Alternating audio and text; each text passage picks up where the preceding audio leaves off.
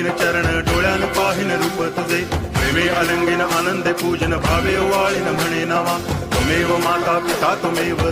बंधुश्च सखा त्वमेव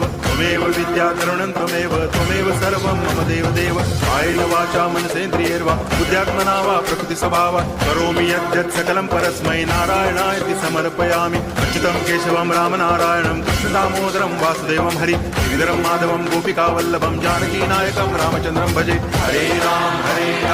राम राम हरे हरे हरे कृष्ण